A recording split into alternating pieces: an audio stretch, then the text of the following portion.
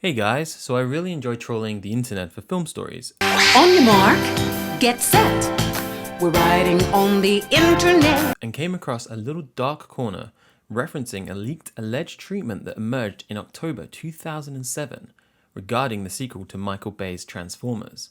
Not being the biggest Transformers fan, I can see why this evaded my gaze all those years ago, but after some digging and some real trudging through Reddit and wiki forums, I managed to find a copy of this crazy, forbidden document. Now, what I find interesting about this treatment is that fake scripts, ideas, and treatments appear all the time for big franchises. Fan fiction and writers flexing their story muscles, hoping to get noticed, is pretty common. They get a bit of notoriety, and that's about it. However, this treatment got noticed by the sequel's producer, who instantly went to message boards to debunk its existence, which personally I think comes off as a little sus. Michael Bay's website administrator at the time, Nelson Lauren, countered by suggesting that it wasn't a fan creation, then referred to an ambiguous post he had made a few days earlier, in which he had hinted that information might be spread that would not be entirely reliable. What followed was a brief back and forth with Murphy, accusing Nelson of stirring shit up, which prompted Nelson to counter that he had better sources than Murphy. This is what Don Murphy posted on his forum. Number 1. Some idiot posted some stupid story. Number 2. Apparently, it was good. Number 3. It thankfully wasn't real because, well, writers don't start writing till deals are done, and they aren't. Number 4. Not one single person, fan, stooge, alleged friend alerted me to the situation which, had it been real, would have been bad for the film, not to mention illegal. Number 5. 2 jackoffs, Phoenix.Prime and Mainframe 3 decided they want to be banned for defending assholic actions. And number 6.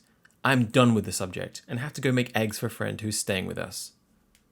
Whether or not this treatment was used in some capacity, maybe to get the ball rolling, it's still fascinating that in my opinion this unused treatment story is actually better than the Revenge of the Fallen story that we got.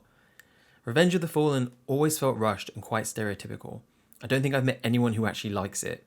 So with this in mind, here's a brief rundown from the internet of what we could have got in the new treatment. Showtime!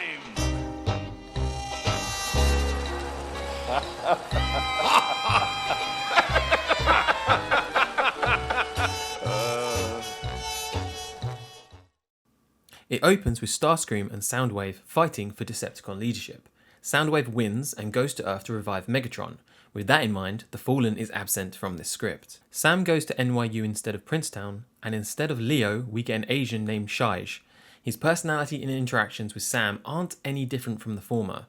We get no Alice, and none of that stupid infidelity subconflict. The quest to retrieve the Allspark shard that revives Megatron isn't mentioned, which probably means Ravage, Reedman, etc. aren't in the script. Soundwave revives Megatron through, well of course, sound. Because he was a priest on Cybertron or something religiously like that, obviously.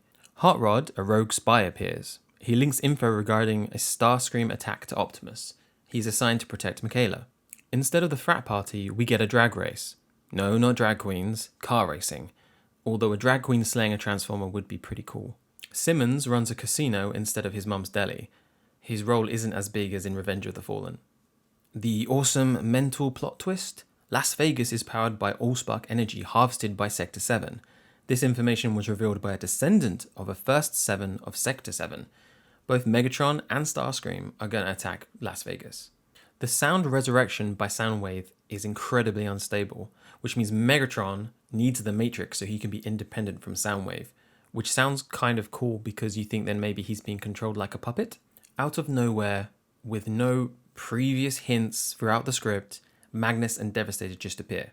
Even though Megatron is a complete badass, he does not fight through most of the script until the very end. In the final battle, there is an EMP tower designed to destroy every electronic device and transformer included within the battlefield. The human protagonists chase after it while Prime, Magnus, and Hot Rod protect them. Seeing the humans approach the tower, Megatron goes down to stop them himself. Michaela nearly dies. The EMP fails to detonate. Soundwave tackles Prime so Megatron can pry the Matrix from him. In the final part of the script, Megatron and Starscream square off with armies of loyalists to each respective faction. Both leaders die. The end.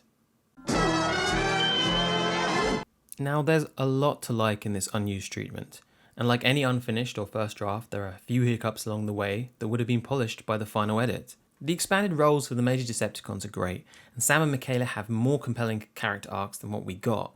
This feels far more about the robots than the people, which, to be honest, is what you're paying the cinema ticket to see. My beef with the treatment would be that the Autobots seem to have very little agency in this script. Optimus doesn't seem to do much of anything until the final act.